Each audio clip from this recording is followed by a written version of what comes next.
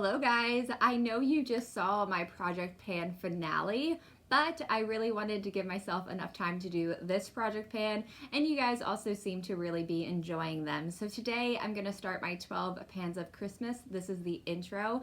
I did this last year, and I don't know who started this Project Pan, so if you do, let me know so I can credit them below.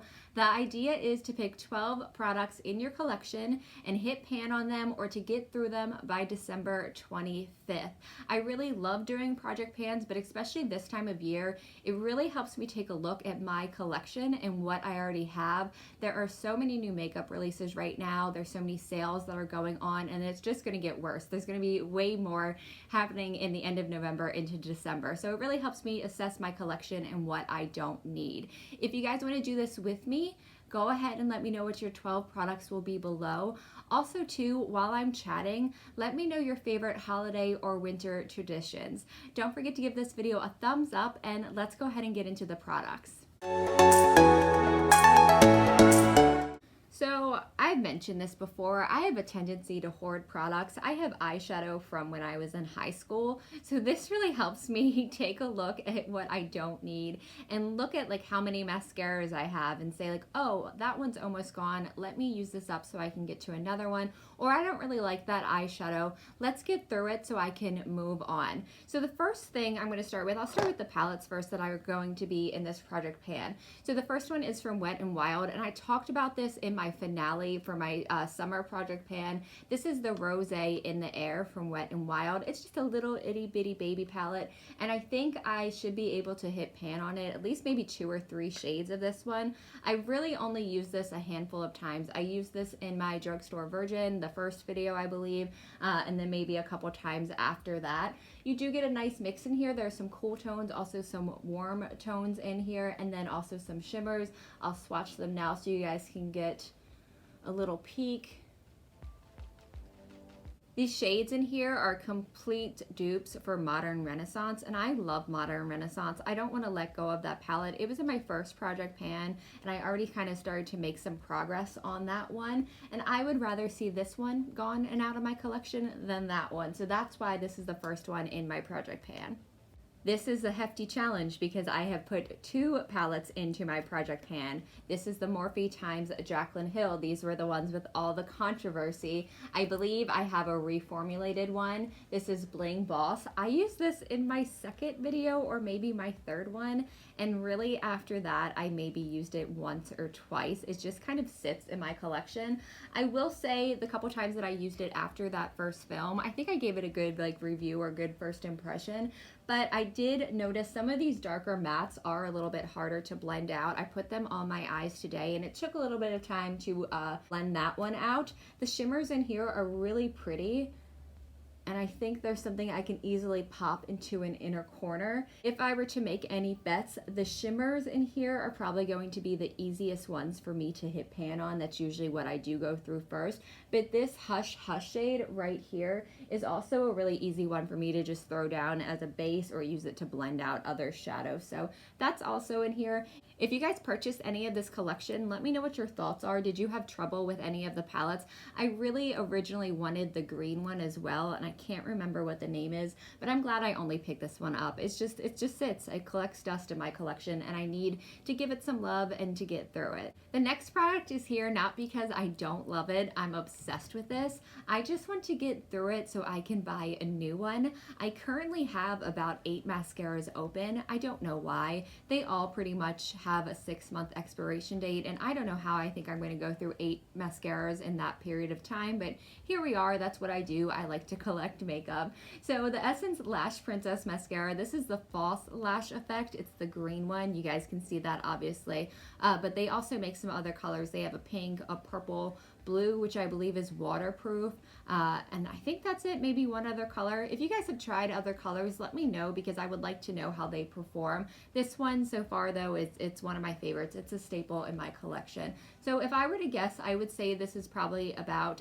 a little bit under halfway full. I can tell when I'm turning it that it's starting to get a little bit tight. I think I can totally use this up if this is the only mascara that I use between now and then, or at least use it as like a base layer. I do find that it performs well with other mascaras. I can put this down first to give me the lengthening that I want and the lift that I want, and then go in with something else for volume. If you haven't tried this mascara, just go buy it. I know I rarely say that. I usually just say whether I like a product or not, but it's cheap. It's $6, and I feel like it's well worth your money. It also outperforms a lot of other more expensive mascaras that are in like that $20 to $30 range, and especially with them only usually lasting about 6 months at a time. You can't beat the price for this one. The price and the performance are stellar. Next, I have 2 products from Kat Von D. You guys know why these are here. I don't purchase from Kat Von D any longer, but I also really don't show it on my channel. I do feel like I should be able to and say, hey, I'm trying to get through this and that's why it's here, but people get so much backlash for it. Not that I am anywhere near close to her size. I think she's got millions of subscribers, but Samantha Ravindall over the summer used tattoo liner and didn't even say what it was in a video, and she got so much hate for it. So I do just avoid using Kat Von D altogether, but I've decided to throw them into this project pan so I can actually get some use out of them. The Lock-It Powder Foundation in the shade Light 44. I don't remember the last time I used this. I used to put it in my purse, keep it in my purse, and I used it for touch-ups, but it's been so long since I used a foundation like this regularly. When I worked for Aveda, I used their powder foundation, and at some point I wanted to change and to try something new, and that's why I bought this one. I don't know if you guys are going to be able to tell, but there is like a little bit of a dent in there. This is going to be a huge challenge for me to get through.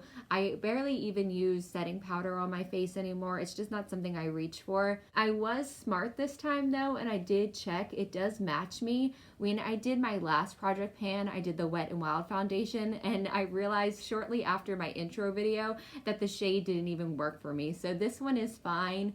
And then the next thing I have is actually a lipstick I really love. I have maybe 4 of these lipsticks. What are they called? Studded Kiss Cream Lipstick, and this is in the shade Ludwig. And I actually have 2 of these shades, and that's why I'm getting through this one. You can see there's not much left in there, but knowing most lipstick components, it's probably closer to down here, and I'm gonna have to dig some out of it. I really love this shade. I think it's described as like a fawn nude. I have it on now. I'll put a little bit more because I also put it on with a lip liner. It smells like cereal milk. That's the only way I know how to describe it, and I really do like this formula. It makes me sad that I can't purchase these anymore, and I feel like it's like a perfect nude for me, but I'll be using this one up.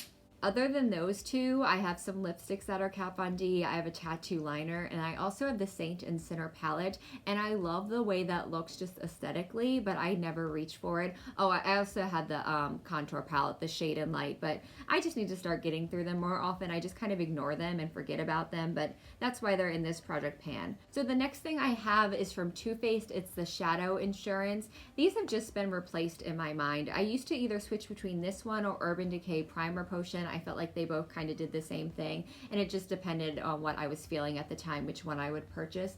This I've had forever, and I really need to get through it. It's about, I'd say, 1/3 of the way. I used it on my eyes today. I just now much prefer a base with some kind of pigment in it, or either just a concealer, like a straight up concealer. That's what I usually use. And this just kind of sits in my collection. So I think I can get through this. If I don't use this just on my eyes, I think I can also use it for when I do arm swatches. So this will be gone by December 25th. I just did this in complete random order. So the next thing I have is Glossier Boy Brow. I keep saying my first long haul was the Lush one, but in fact it was Glossier. I tested out an assortment of Glossier products for 6 weeks, including this one. So the Boy Brow, I have this in brown. I feel like there's maybe 3 or 4 shades of this. That's what I think at least. I love my Milk Kush Fiber Brow Gel. That's what I use on the daily. I talk about it every other video pretty much, and I much prefer that one to this one, and that's why it's here. I'd say it's about halfway. I do alternate just to try to use this one up, and today I used the Milk Kush Fiber Brow Gel in Dub, the red one, and I just put that in here, and then I use this on the outer for a little bit of dimension. This, I don't feel like colors as much. It doesn't have as much pigment as the Milk Kush Fiber Brow Gel. Other than that, it is fine though. The wand's a little different. It is a little bit smaller, and I like the coverage of the Milk one a little bit more too. Not a bad product, but yeah, I want to get through this one. This one also qualifies as skincare, but a lot of people use this spray to either set their makeup or prep their skin before makeup. The Mario Badescu facial spray with aloe, chamomile, and lavender, or the purple one as I hear it mostly referred to. I have used this to set my makeup before and I think it does a fine job. It is a little aggressive and it's a little bit wet. I think I can use this to set my makeup to prep my skin. I can also use it to dampen my sponge or even a brush before using a shimmer shade. I always have problems with that shimmer shade. I'm going to spray it on now so you guys can kind of see. It is heavily scented. My face feels so wet whenever I use this, but it does dry down and it does dissipate without disturbing my makeup usually. So I want to get through this one. It's about halfway now, so it is going to be a challenge. I'm going to have to remember it. I think I can do it. Do you guys have these? What are your thoughts? I was going to do a long haul with Mario Badescu, and then I started looking at their ingredients. They use mineral oil and dyes, and I am not an ingredient snob. I will put like all kinds of stuff on my face, but there are certain things like mineral oil that I don't want on my skin. This doesn't contain it. I don't think it has alcohol either. No alcohol, but it does have the dyes Violet 2. I'll be using this one. I can also use it as my regular toner to try to get through it. If you love these sprays, let me know which color is your favorite below. I've tried all of them. I've had the rose one. I think I like that one a little bit more than the purple one. Few more products to get through. So this next one is a Stila Glitter and Glow in the shade Fairy Tale. I love these. I have so many of them, and I even have them on their own shelf over here. They're on display, but I recently realized I used to use them all the time, and I've kind of backed away, not because I don't like them, but just because I have other things that I'm trying to use up. And I recently realized that they're starting to dry out a little bit, even though I've kept them really tight. So this shade Fairy Tale is like a deep golden with brown, but has a purple shift to it. It's absolutely stunning. These are so easy to use. You can just take a matte shadow, blend it out, and pop these on the eye. Once you set it, you do not touch it or you will get fallout. And there are some shades I do get fallout from regardless, but I don't really care. I love the ease of using these. So this one's got to go. I got to do something about my collection because I need to use them up before they dry out. This next one is also here because I have entirely way too many for one person to use up. I believe my Jeffree Star Velour liquid lipstick count is about 20 of them, and I just don't use liquid lipstick the way that I used to. I went through a phase, a very big phase, where I collected these and other formulas, and now I much prefer a softer lip, a little lip liner, a little gloss, a nice lipstick. Much prefer that to a liquid lipstick. There are some formulas I do still regularly use. I really love the one from Lawless. It's really soft and it doesn't dry out my lips. This formula really isn't bad. I don't find it to be super drying like others that I've tried, but it's liquid lipstick. It will dry out your lips. It's just kind of like the name of the game. That's how they all work. So this is the shade I'm Shook. I purchased this right away. I love the color of this. It's a burnt coral, and I want to say this was a collab with Manny MUA. We don't talk about that anymore, but this one's limited edition, and I don't think you can get it. Gorgeous color. I think it will fit very well into the fall. Even some holiday looks, I can pair it with something a little bit more red. And I do believe these are eye safe. I've seen some back and forth about that. I have tried other formulas on my eyes from Jeffree Star and I didn't have an issue. So I can use this as a base for some kind of shimmer or do like a graphic liner with it, and that's probably how I'll use it up. As far as how much is left in here, I really can't tell too much. I just chose this shade because I knew I'd be able to get a lot of use out of it, but it's still pretty full. I'd like to see this at least have some streaks around the panel. I know I'm not going to use it up completely, but that is my goal for that one. This next product is from Jouer, and I heard about Jouer before they launched on Sephora from a Jeffree Star video. I want to say I got this through Birchbox. It was a set of 3 mini highlighters. This one is the shade Ice. It also came with Rose Gold and one called Skinny Dip. That's more of a champagne. It didn't work out for me, and I think I gave that one away. These highlighters I keep separate from my normal ones just because of the size, and I always forget about them. I do really enjoy them. It's on my cheek now, and I think it's really pretty. There it is swatched. I think it'll make a lovely underbrow or inner corner highlight. There is a divot in there. I don't know if you're going to be able to see it. There it is. So I think I'll be able to hit pan on that one. I kept trying to put full-size highlighters into my project pans and always failing because it's nearly impossible. So I decided to throw this mini one in there. And lastly, I have the Urban Decay 24/7 Eye Pencil in Perversion. I don't like this. I don't know what it is. This one and Zero, the other black one, have never worked for me. They have always been very runny on my eyes. I didn't buy this by itself. It was part of a set, and that's why I have it. For some reason, though, the colored liners work fine for me. Maybe it's the pigment in this one, or I just don't notice the color running as much as I would something that's black around my eyes. But this is where it is. It's about halfway. As long as I'm very diligent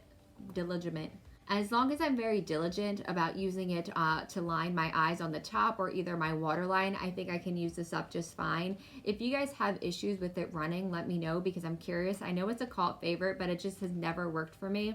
I remember I was probably like 15 or 16 and my sister Amanda had this liner. If you're watching, she'll get a kick out of this. She had this liner and I went into her room and snuck it and used it, and it ran terribly on me, and I'm like, that's what I get for being sneaky. But anyway, I hope this is gone by December 25th. I'm going to take as much of these as possible, probably not this one, on my trip with me to Salem to try to get a little bit more use out of them. I do have a couple housekeeping notes. I had 2 to 3 videos planned to pre-film last week, and I didn't get any of it done because I was terribly sick. I don't know if I had food poisoning or some kind of stomach virus, but I wasn't here because I was in the bathroom. TMI, but it was an awful, awful couple days for me. But I'm back, I'm feeling better, but I don't have anything pre-filmed, unfortunately. So this will be the only video you see from me this week. And then next week, I have 2 videos planned from here to the rest of November. I almost said October. I have so many cool video ideas. It's just getting them up and executed and out to you, but I hope you think they're cool when they come. Just be patient with me. I will have all of my past project pans linked below in the description box if you want to see more. If you enjoyed this video and you would like to see more of me, more of my remarks, please go ahead and subscribe and give this video a thumbs up. I thank you so much for watching. I appreciate you, and I will see you soon.